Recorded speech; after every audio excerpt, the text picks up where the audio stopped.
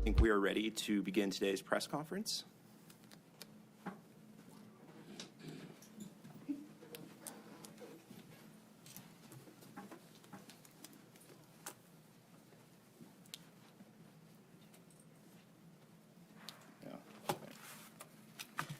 Hello, everyone. Good morning. As the Minister of Agriculture and Irrigation and the MLA for Drumheller-Stettler, I'm thrilled to be here today to unveil our economic plan and vision for the future in rural Alberta. For the past year, we have engaged with rural Albertans, businesses, and Indigenous communities to listen and better understand the issues they face at the ground level. Many of the economic barriers and challenges in rural Alberta are unique and different from the challenges that other areas of the province face. Through the engagement phase, we heard that supporting sustainable rural growth and diversification required a different approach. That's why we developed the Economic Development in Rural Alberta Plan. The 5-year plan includes key strategies and measurable actions to ensure rural Albertans have economic opportunities where they live. The plan charts a path forward that will address key issues in rural Alberta, including economic development enabling infrastructure, rural business supports and entrepreneurship, support for labor force and skills development, marketing and promoting rural tourism, and rural economic development capacity building. A number of new initiatives will support this work. We will ensure all of Alberta has broadband service availability by 2026 and supports in place to provide digital literacy training. Build on work to further develop transportation corridors to maximize economic development opportunities. And having reached the investment and growth targets set out in our original agri-food investment and growth strategy well ahead of schedule, we will establish bold new targets and implement a new plan to bridge the competitiveness gap in our agri-food and value-added sectors. We will also introduce the local government fiscal framework in 2024, which will provide permanent, predictable funding for a wide range of infrastructure. Leverage changes to the Rural Utilities Act, enabling rural electrification associations to capitalize on rural economic development opportunities through innovation and business development. Improve awareness of agriculture and agri-food related careers, and support to attract and retain workers in rural Alberta. To support this initiative and help meet agricultural labor demands in our province, we recently announced a $2.5 million grant to Ag for Life to help recruit, hire, and retain workers in the agri-food industry. And beginning in 2023, we will invest $125,000 into each of Alberta's 9 regional economic development alliances. The EDRAP will also support a number of ongoing initiatives that were outlined as part of Budget 2022, such as the broadband strategy that will invest up to $390 million over 4 years to improve broadband services across the province, nearly $933 million for irrigation infrastructure in partnership with 9 irrigation districts to expand and modernize Alberta's irrigation infrastructure, a $59 million investment to expand veterinary medicine at the University of Calgary, doubling the number of seats in the program to address a critical shortage of large animal veterinarians in rural Alberta. $70 million for the film and television tax credit that will continue to attract major productions to the province, diversifying the economy and creating thousands of new jobs. More than $8 million through the Indigenous Opportunities Corporation to support Indigenous communities' participation in commercially viable resource projects to support rural economic growth. We have also developed a one-stop alberta.ca webpage to highlight programming and resources for rural economic development initiatives, and that launches today as well. Rural Alberta continues to drive economic growth with 41% of the public and private investment in the province and 26% of the provincial GDP. The past few years of record-setting highs across various industries in rural Alberta tell a very impressive story, and we have yet to see the full potential of our rural communities. Considering that potential and the spirit of entrepreneurialism that has always been a source of strength in rural Alberta, I'm excited to implement our plan and vision for the future for a stronger and more prosperous rural Alberta. Thank you all.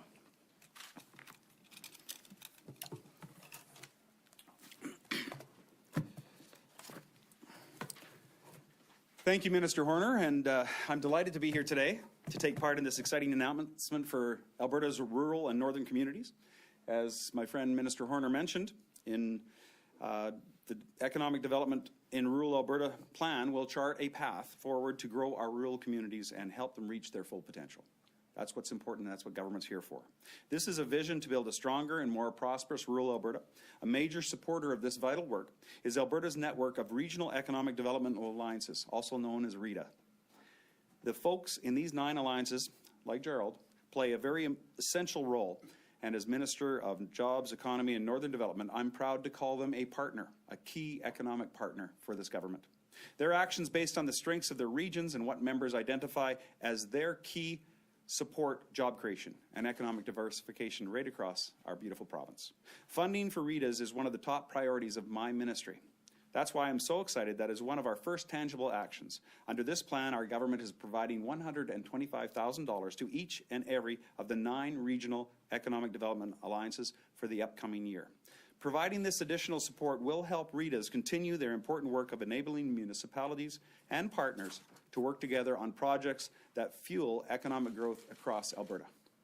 As well, this support means more opportunities for REDAs to collaborate on projects that will make our province a better place to live. Today, we're joined by Gerald Albers, the chair of the Northeast Alberta Information Hub, one of our 9 Regional Development Alliances partners.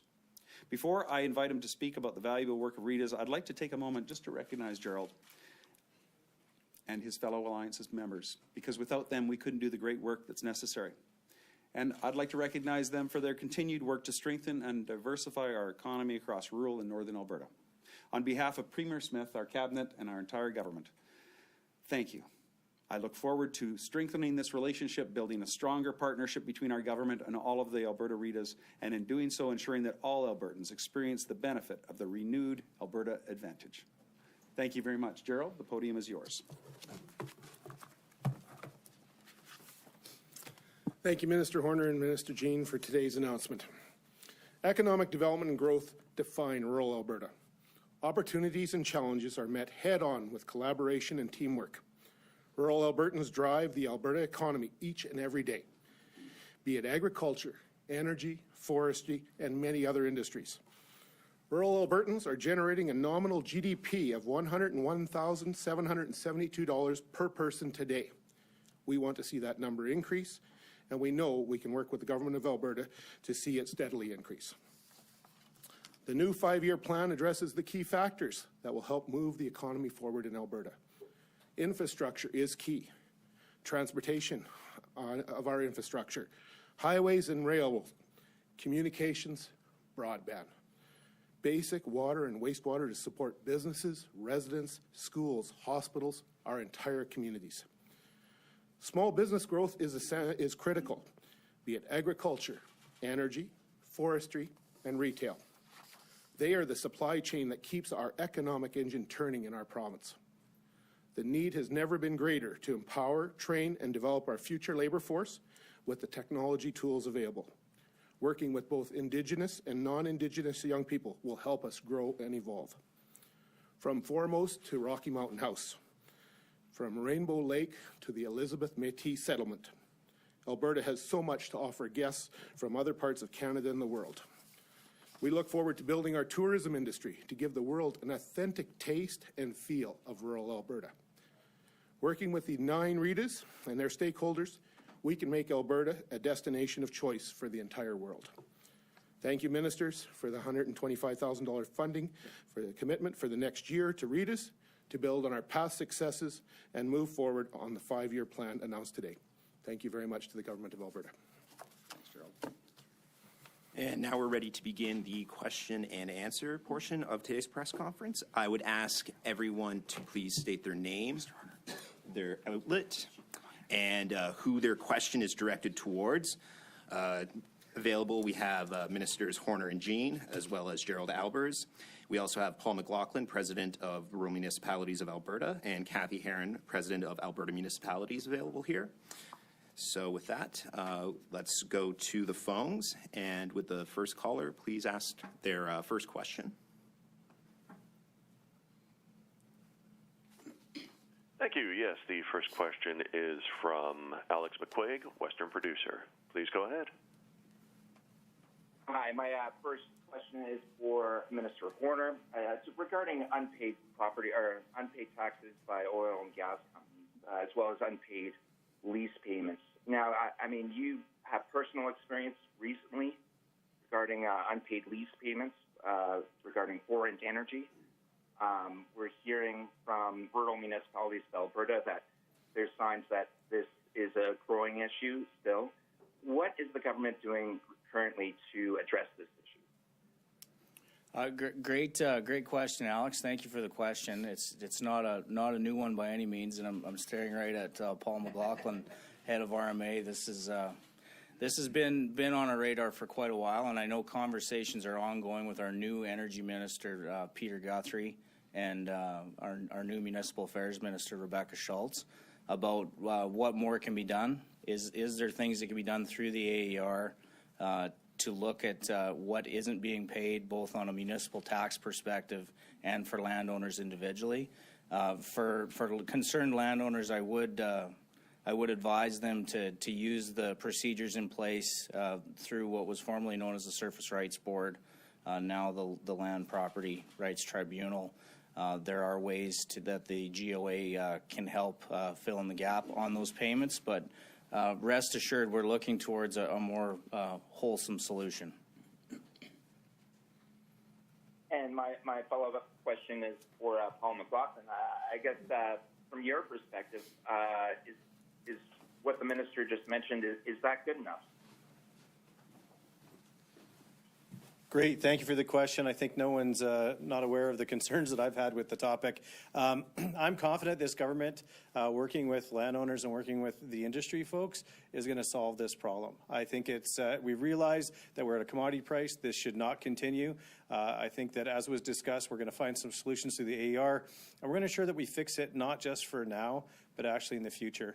The stark reality is we have other industries that are similar, including the renewable industry, so we need to put the tools in place to ensure that unpaid taxes, both surface leases as well as oil and gas taxes, are addressed. So I'm confident that this government is going to move forward on that.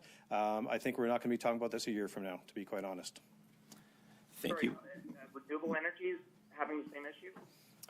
What we're seeing is renewable energy is not going to have the same issues as it stands right now, but the fundamental reality of the industry is that it's a surface rights lease, it's based on agreements, and we need to put tools in place to ensure that renewables don't fall down the same path we've seen with the non-renewable industry too as well. So those tools need to be in place, and I think we can work with this government through the multiple ministries that have this on their radar, that we can address that to make sure those tools, again, are available to municipalities, landowners, ensure that we have a certain future.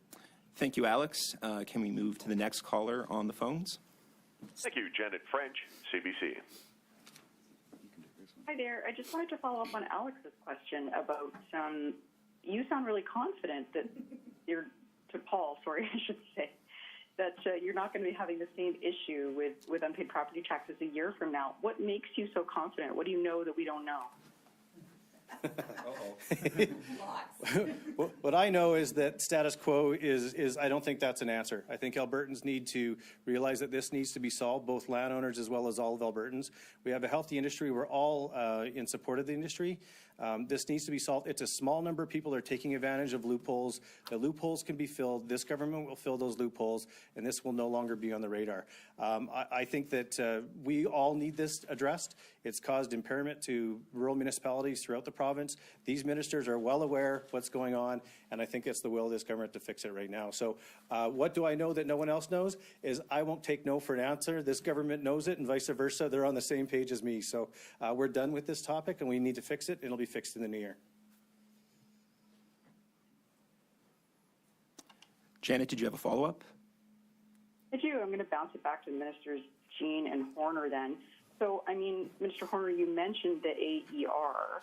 This is something that Mr. McLaughlin and his compatriots have been asking for quite some time, and the previous government, or the previous iteration of the existing government, had really refused to go down the path of AER. What specific changes would you be considering to AER processes to try and resolve this problem? Well, I'd say I'd first off say, so the AAR is underneath jointly energy and environment.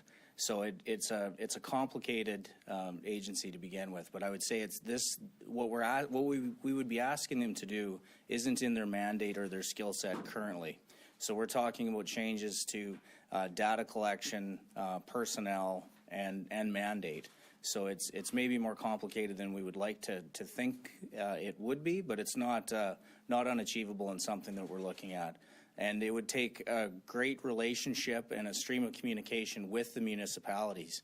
There's still, this data will need to come from somewhere. And so I think it's going to have to be a collaborative approach to outline where these taxes aren't being paid, and then actually validating those circumstances. It's not just the landowner saying on LSD 9 36 25 12 I haven't been paid in 3 years. That validation process will need to happen.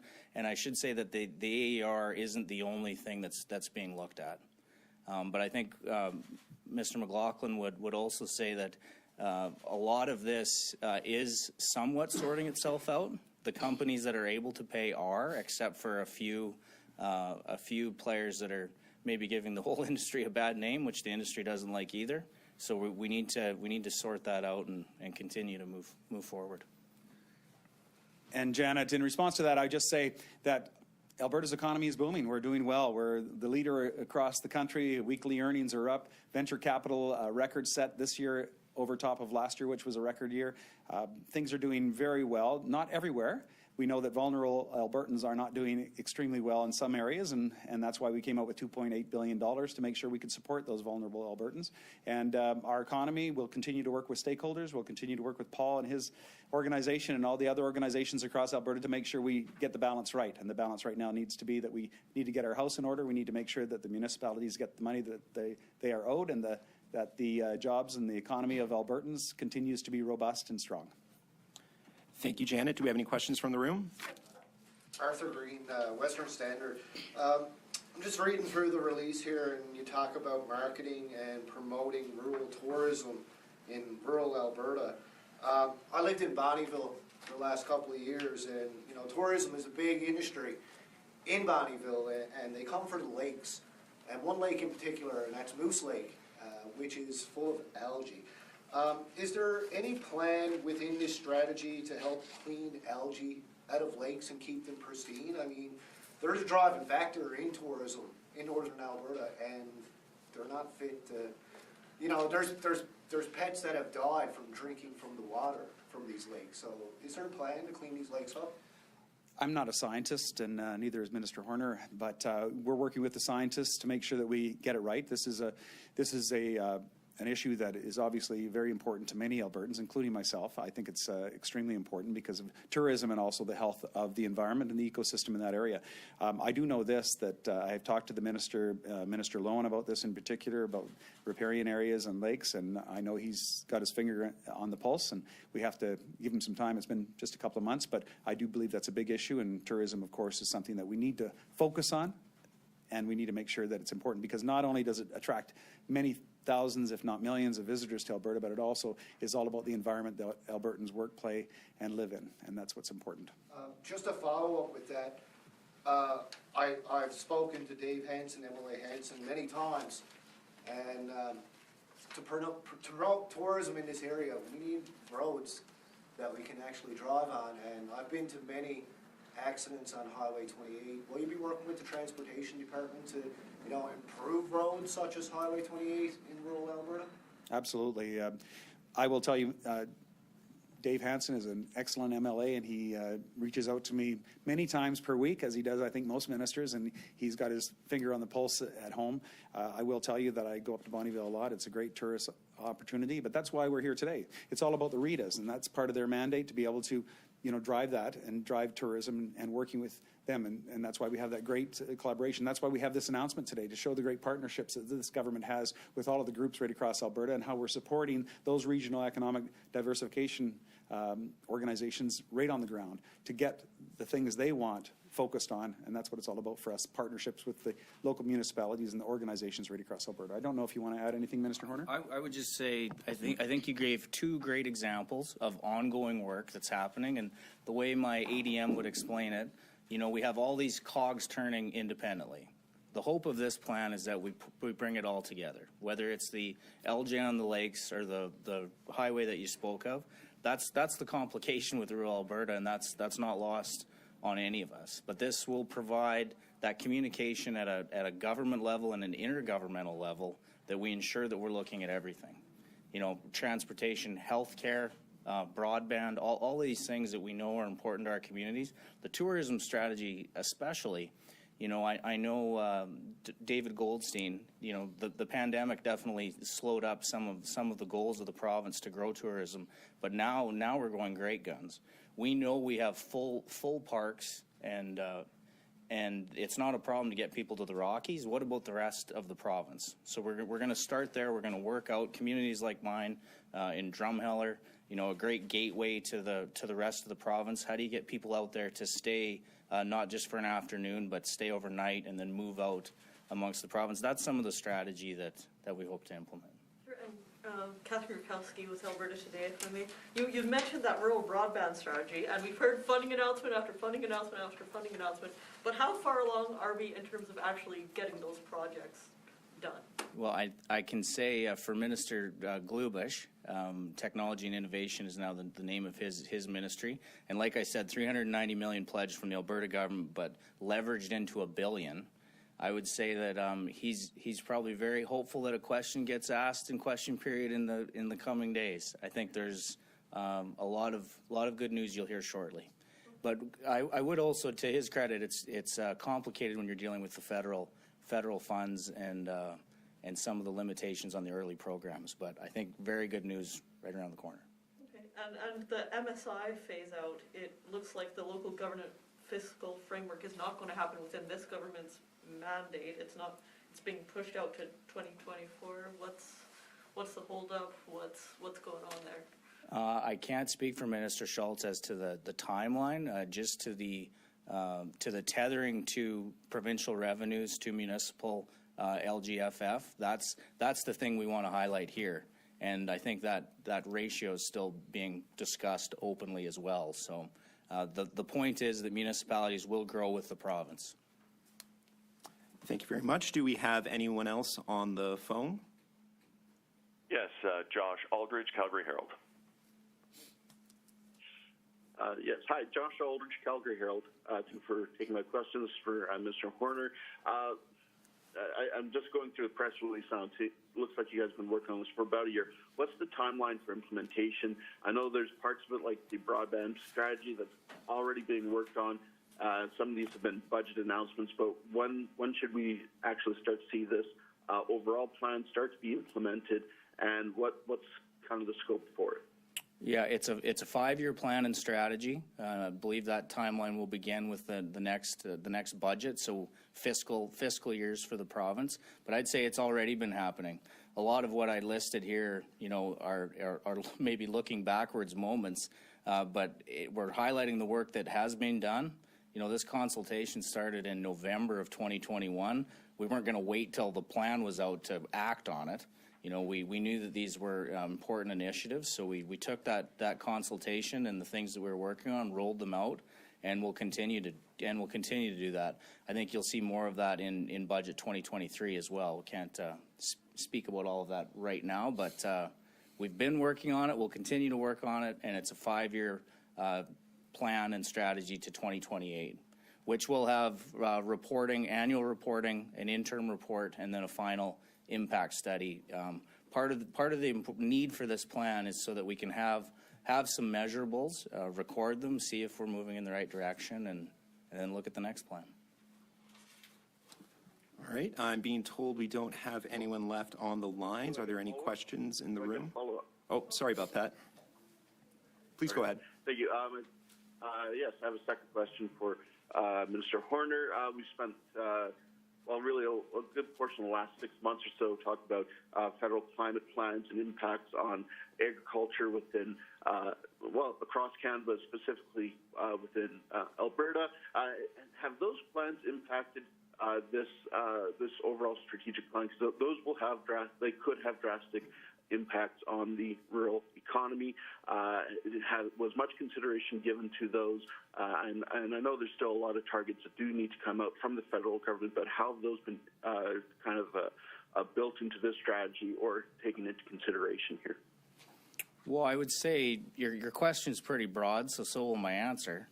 But I would say, you know, we continue to work with our federal counterparts. They definitely have some, I would say, bold climate initiatives that are part of any discussion we have, whether it's agriculture or energy or any department in the province. But I'd say we kind of deal with those on a case-by-case basis. It doesn't take away any of the strategies in this plan to build vibrant rural communities that can, participate in the economic renaissance in Alberta. So it's always part of it going forward, but it's not specific to this plan. We're proud of our work, our environmental work, and that won't be left out in this plan. Are there any questions left in the room? Yeah, I could ask all day. So are there any specific dollar amount for the goals that you're hoping for generating economic development, or is that part of the strategy is to come up with the goals for each? You will see some of that roll out. The plan lists the agri-food sector strategy goals specifically. That's my department. I can tell you that will be part of budget 2023 and laid out in our business plan explicitly. Okay. Do you want to comment? Yeah. And I think this just shows that this government recognizes that one size does not fit all in Alberta. Alberta's a large province with a large different diversified industries, and this is about making sure that each of those REITs have the opportunity to come back to the government with their plan and with their initiative that actually serves the citizens within their community. So. And will the REITs plans be published somewhere, or is it just going to your ministry, or how does that?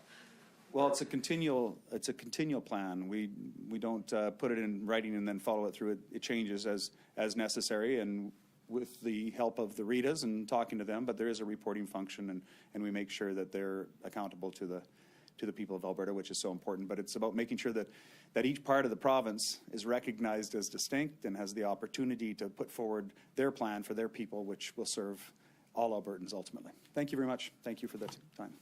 Thank you very much. I believe